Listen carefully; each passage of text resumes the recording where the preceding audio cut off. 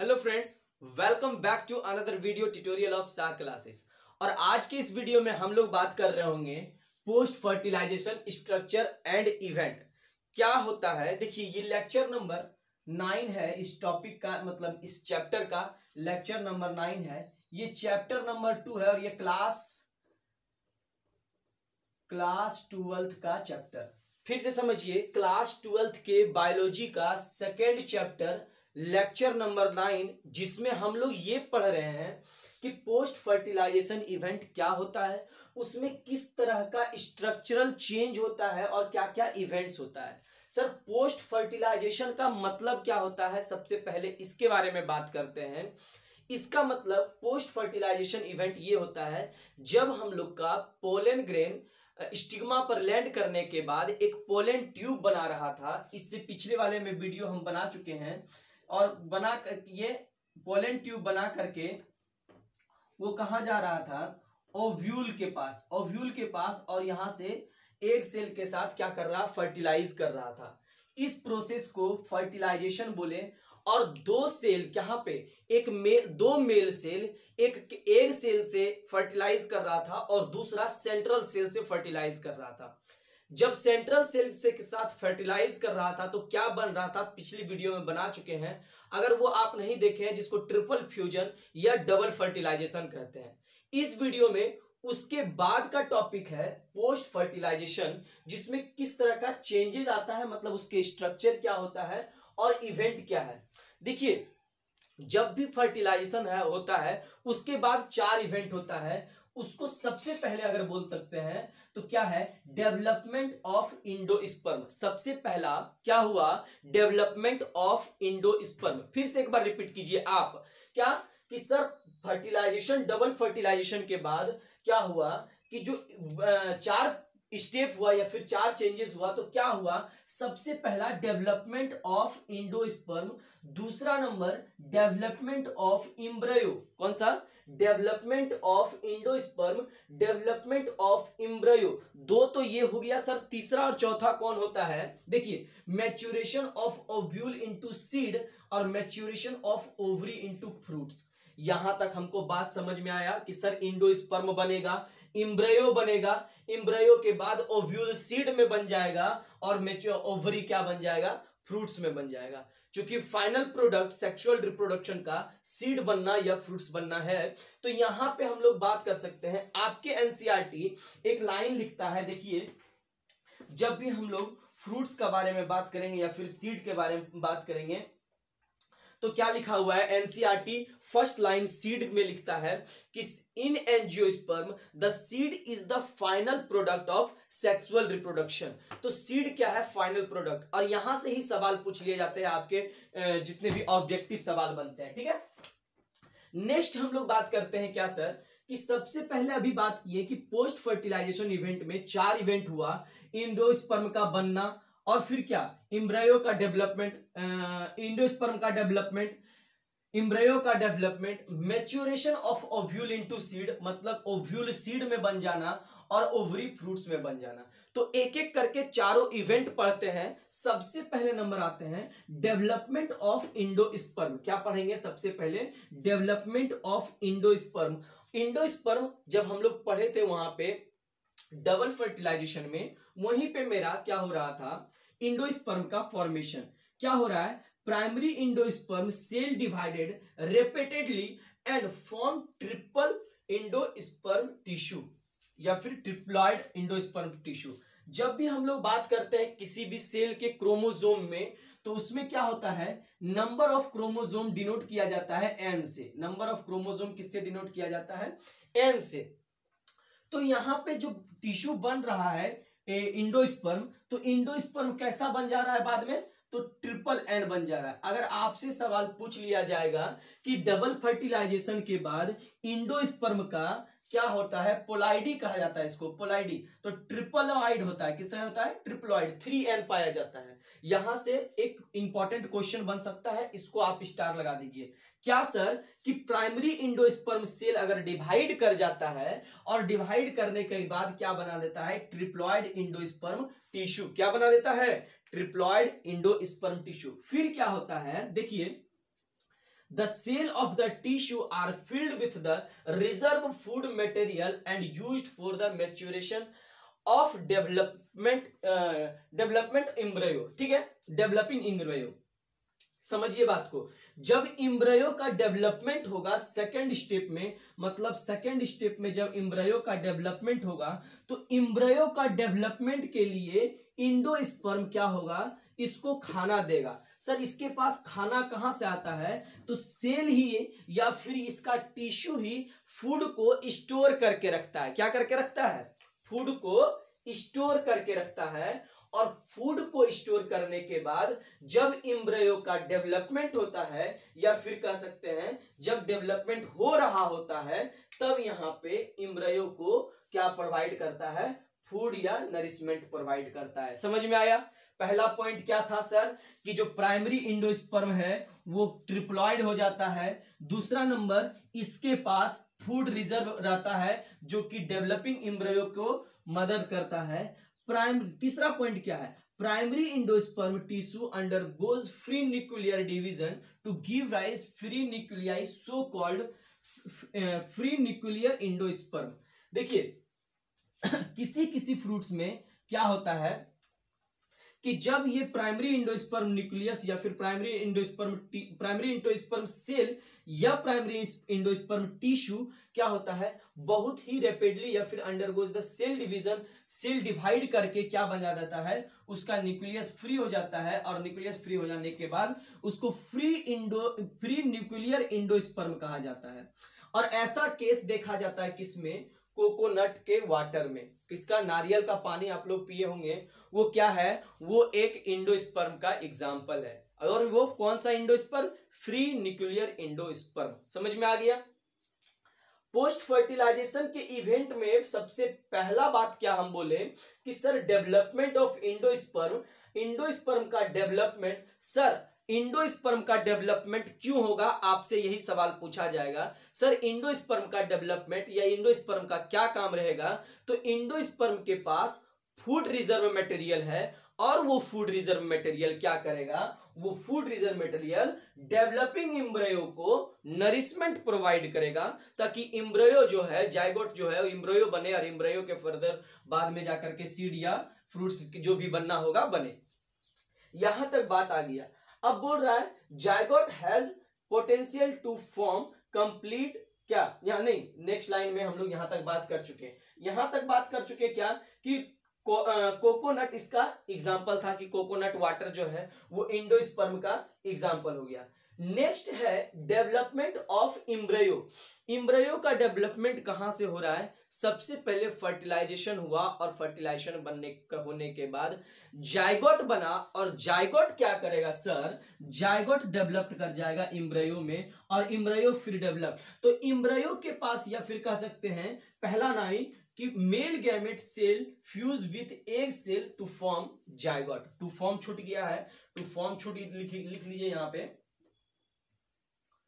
Cell fuse with egg cell to form zygote. मतलब क्या हुआ सर, कि जब हम लोग फर्टिलाइजेशन पढ़े थे, तो फर्टिलाइजेशन में यहां सिनर्जिड था, और यहां पे एक एग था, यहां सेंट्रल एग था जो डबल न्यूक्लियस का था। दूसरा नंबर यहां एंटीपोडल में 3 सेल था। सेंट्रल सेल में जो 2 सेल था उसकी बात हम लोग अभी नहीं कर रहे हैं, उसकी बात हम लोग इंडोस्पर्म बनाने में कर रहे थे। ठीक है, अब यहां पे बात हुआ कि सर एग सेल के साथ क्या हो रहा है, जो 2 मेल गैमेट में एक मेल गैमेट एग सेल के साथ फ्यूज हो रहा है, और एग सेल के साथ फ्यूज होने के बाद जाइगोट बना रहा है। और जाइगोट क्या करता है, उसके पास पोटेंशियल रहता है, उसके पास क्षमता रहता है पूरा प्लांट बॉडी या फिर पूरा बॉडी, किसी भी बॉडी का, ऑर्गेनिज्म का बॉडी डेवलप करना। एक जाइगोट से ही पूरा दुनिया भर का इतना बड़ा हाथी बन जाता है, एक छोटा सा जाइगोट से, एक छोटा सा कह सकते हैं गैमेट से। समझ में आया यहां तक बात। उसके बाद जाइगोट जो हम लोग का है सॉरी, अब जो हम लोग का जाइगोट है, हम लोग का जाइगोट नहीं, प्लांट्स के बारे में बात कर रहे हैं हम लोग। प्लांट्स का जो जाइगोट है वो क्या करेगा, 2 केस में अपना एम्ब्रियो को डेवलपमेंट करेगा। अब जो एम्ब्रियो को डेवलपमेंट करेगा, या फिर कह सकते हाँ एम्ब्रियो का डेवलपमेंट करेगा, तो 2 केस हो जाता है। उसमें क्या हो जाता है, एक केस में उसका एम्ब्रियो क्या कंसिस्ट करेगा, क्या करेगा, सबसे पहले 2 क्वाड्रिलेडन्स और एक एम्ब्रियोनल एक्सिस। नहीं समझ में आया सर, एक बार फिर से बताइए। डेवलपमेंट ऑफ एम्ब्रियो में क्या होता है, उसमें 2 केस होता है। पहला केस में कह सकते हैं कि सर जायगोट का डेवलपमेंट एम्ब्रियो में, और एम्ब्रियो क्या बना देगा, एम्ब्रियो के पास होता है एम्ब्रियोनल एक्सिस। एक्सिस क्या होता है, एक लाइन कह सकते हैं। तो कहां होता है ये लाइन, अभी बताते हैं। और 2 कॉटिलिडन्स होता है, ठीक है। ये डाइकॉट का बात कर रहे हैं। कभी कभी ऐसा हो सकता है या 1 कॉटिलिडन्स, या सिंगल लिख सकते हैं, सिंगल कॉटिलिडन्स, ठीक है, कॉटिलिडन्स, ठीक है। सिंगल कॉटिलिडन या 2 डबल कॉटिलिडन्स। अगर सिंगल कॉटिलिडन्स होगा तो वो मोनोकॉट का प्लांट बन जाएगा, और डाइकोटिलिडन्स होगा मतलब 2 कोटिलिडन्स होगा तो उसमें डाइकॉट का प्लांट हो जाएगा। समझ में बात आया। अभी हम लोग डाइकॉट और मोनोकॉट स्ट्रक्चर दोनों देखेंगे कि किस तरह से होता है। सबसे पहले आ गया क्या सर, फिर से एक बार रिपीट करते हैं। पोस्ट फर्टिलाइजेशन इवेंट में डबल फर्टिलाइजेशन होता है, और उसमें 4 इवेंट होता है। पहला नंबर डेवलपमेंट ऑफ एंडोस्पर्म, दूसरा नंबर एम्ब्रियो का डेवलपमेंट, तीसरा number maturation of ovule into seed, और चौथा number maturation of ovary into fruit. यहां तक बात समझ में आ गया। और मैच्यूरेशन ऑफ एंडोस्पर्म इसलिए होता है कि एम्ब्रियो को नरिशमेंट प्रोवाइड कर सके, और जब एम्ब्रियो बनता है तो एम्ब्रियो के पास 2 कॉटिलिडन्स और एक एम्ब्रियोनल एक्सिस होता है। जरा सा वीडियो को पॉज करते हैं, फिर लिख करके आपको समझाते हैं कि इसके बाद फिर क्या होगा।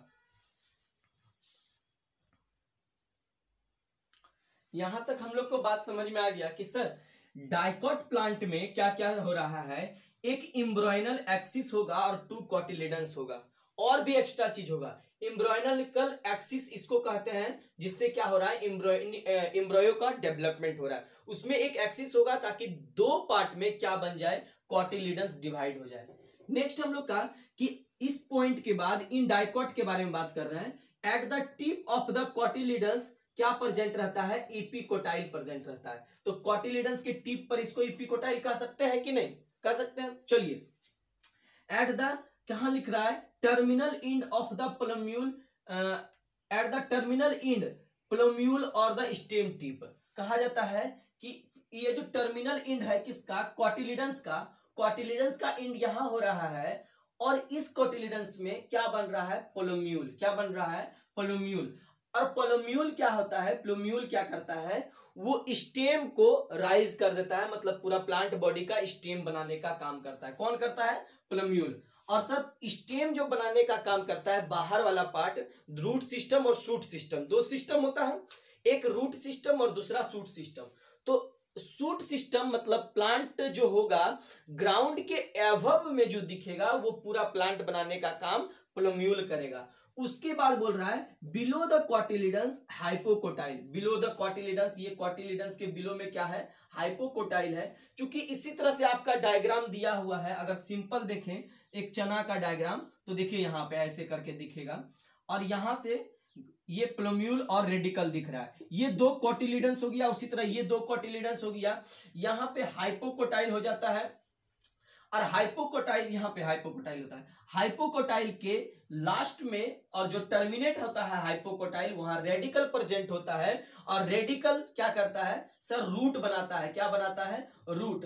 अब रूट देखिए क्या होता है, रूट जमीन के नीचे जा रहा है, तो जमीन के नीचे जाते समय उसको बहुत सारे कंकड़, कीड़ा मकोड़ा सब चीज से सामना करना पड़ेगा, इसीलिए उसके ऊपर कैप लग जाता है, उसको रूट कैप कहते हैं। क्या कहते हैं उसको, रूट कैप। तो फिर से समझिए क्या होता है, कॉटिलिडन्स कहां पे, इपिकोटाइल के टिप में इपिकोटाइल प्रेजेंट रहता है, कॉटिलिडन्स के टिप में इपिकोटाइल प्रेजेंट रहता है, और क्या रहता है सर कि टर्मिनल एंड पर प्लम्यूल प्रेजेंट रहता है, below the cotyledons hypocotyl present रहता है, और हाइपोकोटाइल लास्ट कर जाता है रेडिकल में, और रेडिकल के नीचे जो रूट बनाता है वो रूट कैप कहलाता है। समझ में आ गया। 4 चीज नाम याद रखना है, प्लम्यूल, कॉटिलिडन्स, हाइपोकोटाइल, रेडिकल, और रेडिकल के नीचे रूट कैप, तो आराम से याद रहेगा। फिर से एक बार रिपीट कर देते हैं, प्लम्यूल, कॉटिलिडन्स, हाइपोकोटाइल, रेडिकल और रूट कैप। आपके एग्जाम में चाहे वो नीट का एग्जाम हो या तो फिर स्टेट लेवल का या सीबीएसई बोर्ड जो भी एग्जाम हो, उसमें इससे किस तरह का सवाल पूछ लिया जाता है, आपको ये नाम नहीं दिया जाएगा, आपका यह नाम क्या कर देगा, इसको मिटा दिया जाएगा और नाम के जगह आपको ए बी सी और डी और ई करके दे दिया जाएगा। ठीक है, अब ये A B C D E करके दिया जाएगा तो आपको बताना है सर कि कौन कौन सा नाम है। तो ये सबसे पहले रूट कैप मार देंगे सर, रूट कैप के ऊपर रेडिकल, और हम पहले ही याद किए थे सर कि कॉटिलिडंस जो होता है वो हाइपोकोटाइल जो टर्मिनेट कर जाता है वो रेटिकल हो जाता है, तो ये हाइपोकोटाइल हो गया। इसके बारे में दो पता ही है सर, डाइकॉट के बारे में बात कर रहा है, डुओ डाइकोटिलिडंस हो गया या फिर डाइकॉट हो गया, और इसको प्लम्यूल कह दिए। आसानी से याद हो जाएगा, आसानी से सारा क्वेश्चन बन जाएगा। यहां तक अगर लिख लिए हैं तो फिर से हेडिंग लगाइए मोनोकॉट, क्या लगाइए, मोनोकॉट। ठीक है, मोनोकॉट प्लांट। मोनोकॉट प्लांट में देखिए क्या होता है, हम पहले इसको इरेज कर देते हैं, आप स्क्रीनशॉट ले लीजिए इसका। अब देखिए क्या है कि डाइकॉट के बाद हम लोग मोनोकॉट के बारे में पढ़ रहे हैं। मोनोकॉट में एक सिंगल कॉटिलिडंस होता है, क्या होता है, सिंगल कॉटिलिडंस, और मोनोकॉट के कॉटिलिडंस को स्क्यूटेलम कहते हैं। क्या कहते हैं, स्क्यूटेलम, समझिए फिर से। और ये आपके एनसीईआरटी लिखता है कि जो ग्रास फैमिली होता है, जितना भी घास है, वो अगर मोनोकॉट है तो घास फैमिली के कॉटिलिडंस को स्क्यूटेलम कहते हैं। ठीक है, समझ में आ गया। सेकेंड नंबर, अनडिफरेंशिएटेड सीथ होता है इसमें, जिसको कोलियोराइजा कहते हैं। क्या कहते हैं, कोलियोराइजा, जो सबसे लास्ट में होता है रूट कैप में, या फिर रूट कैप के बाद सबसे पहले scutellum coleorhiza, scutellum coleorhiza, coleorhiza. अब हम लोग मोनोकॉट में बात करते हैं कि development of embryo in monocot, तो इसीलिए हम लोग लिखे हैं मोनोकॉट एम्ब्रियो। मोनोकॉट एम्ब्रियो में एक सिंगल कॉटिलिडंस होगा। सिंगल कॉटिलिडंस जो फैमिली, ग्रास फैमिली की जब बात होगी तो ग्रास फैमिली में सिंगल कॉटिलिडंस को स्क्यूटेलम कहा जाता है। क्या कहा जाता है, स्क्यूटेलम। और उसमें एक स्ट्रक्चर होता है जिसको कोलियोराइजा कहते हैं। देखिए हम लोग सबसे लास्ट में लिखे हैं कोलियोराइजा। उसके बाद यहां पे स्क्यूटेलम के पास क्या होता है, इपिकोटाइल लिख दिए हैं, लेकिन यहां पे इपिकोटाइल नहीं लेकर के इपीब्लास्ट लिखेंगे। ठीक है, उसके बाद epicotyl has suit apex. Epicotyl या फिर इपीब्लास्ट के पास क्या रहता है, सूट एपेक्स। यहीं पे सूट एपेक्स है, इपीब्लास्ट लिखिए, या फिर ये हो गया क्या, सूट एपेक्स।